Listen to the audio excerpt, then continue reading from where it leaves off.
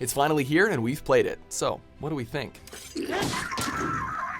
Welcome to WatchMojo.com, and today we're going to be counting down 7 impressions from The Legend of Zelda: Breath of the Wild.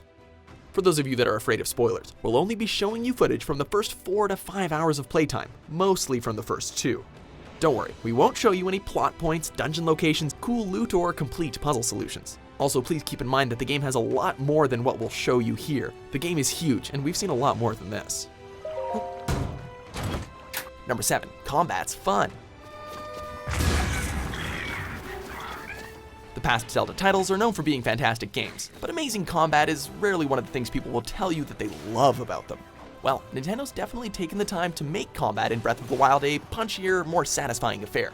The leaps and backflips fans will remember from Link's other 3D adventures have gotten a modern makeover, with a few twists. This, along with a huge supply of ways to dispatch your foes, makes for surprisingly varied and crazy-looking fights. Number 6, it's not too easy.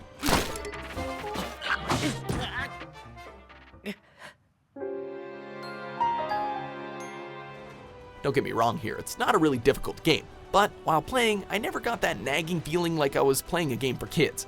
There are plenty of ways to get yourself killed, especially if you're like me and you decide to increase your stamina before your total amount of hearts.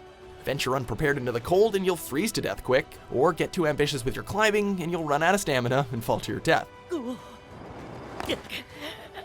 Enemies outside of the starting zone, and even a few inside the starting zone, can kill you in 1 or 2 hits. And even the scrubs can offer up a few surprises too, like when this guy kicked my own bomb back at me.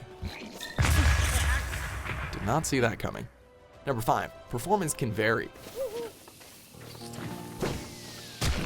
One of the only disappointments we experienced with Breath of the Wild was the occasional frame rate dip. Certain areas of the game caused noticeable drops in the performance, which is kind of a downer considering that this is a launch title.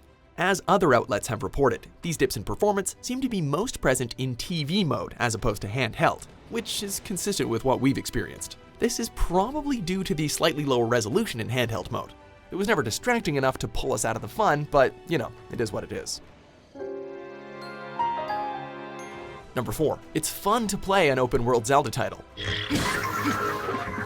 This may sound kind of silly, but it's worth mentioning. Although some of the tropes we've grown kind of tired of from sandbox games are definitely here, like towers, adding the fundamentals of the Zelda games into the mix feels like a, quote, breath of fresh air. It's really fun to get lost Skyrim style, take out camps like you would in Far Cry, and then stumble upon a small dungeon with carefully designed Zelda puzzles. Number 3, physics plus Zelda equals awesome. This is another no-brainer kind of point, especially since a lot of games have been doing this for a long time. But adding physics to the combat and puzzles is nothing short of amazing. Much like Half-Life 2 did a decade ago, the slower, more thoughtful puzzle moments and the combat encounters have both greatly benefited from elements that can swing, roll, slide, and explode in realistic fashion. Yes, I admit that part of what makes this so great is the novelty of having these things in a Zelda title, but it's really cool nonetheless.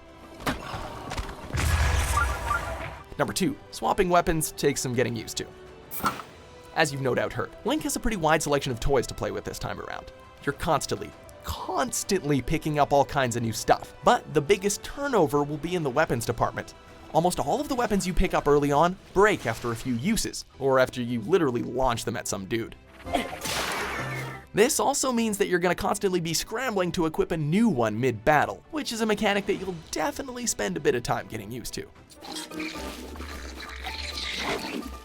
Number 1, it can be really beautiful. Occasional frame rate hiccups aside, Breath of the Wild can be a really beautiful game. Trotting peacefully through overgrown ruins or stalking deer in the tall grass, moments like this are overflowing with atmosphere, and experiencing them with headphones curled up on the couch all by yourself makes for a really special sense of immersion.